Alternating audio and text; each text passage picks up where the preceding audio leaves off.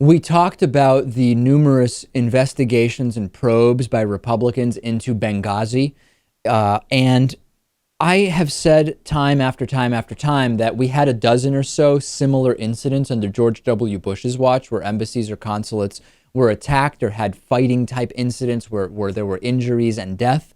And Republicans didn't really care then. So the double standard, the hypocrisy, the impetus, which is really just to criticize Democrats for anything, even when you didn't criticize your own president when he was from your party, when there were 12 or 13 similar incidents, that shows us that the entire thing is just a political witch hunt. But that political witch hunt has not come without serious and significant costs. The multiple investigations have cost the Pentagon millions of dollars and thousands of hours of personnel time, according to the department. There was a letter written a few days ago where the Pentagon outlined its cooperation with 6 investigations into the September 11th assault that killed the 4 Americans, including U.S. Ambassador Chris Stevens.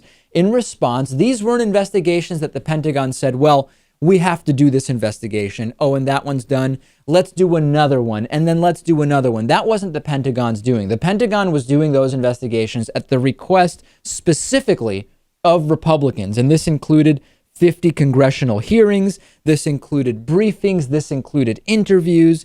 And the letter was written in response to a request by Congressman Adam Smith of Washington State. He's the top Democrat on the House Armed Services Committee. And he said, wait a second. We have cuts to the military budget, and at the same time, and those were written by Republicans, those were Republican-led cuts, and at the same time, we're spending millions and millions of dollars investigating Benghazi, which the military already told us is not the conspiratorial controversy that Republicans would like us to believe, and is not unique when we look at 12 or 13 similar incidents under George W. Bush. Less money for our troops, more money for investigations into something that happened over a dozen times while George W. Bush was president, and no Republicans cared at that time.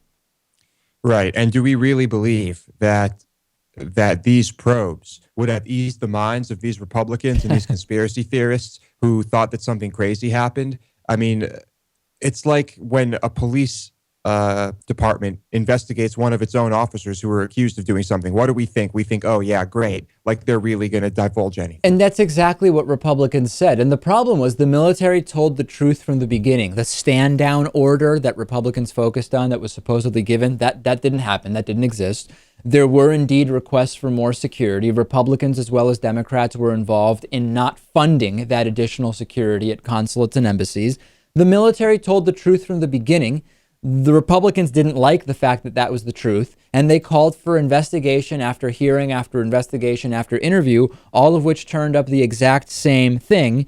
And ultimately, we have to just ask, what's fiscally conservative about this? What is fiscally conservative about spending millions of dollars on investigations from the military, which Republicans claim to support, yet don't trust when it comes to these reports, and at the same time cut funding to our troops?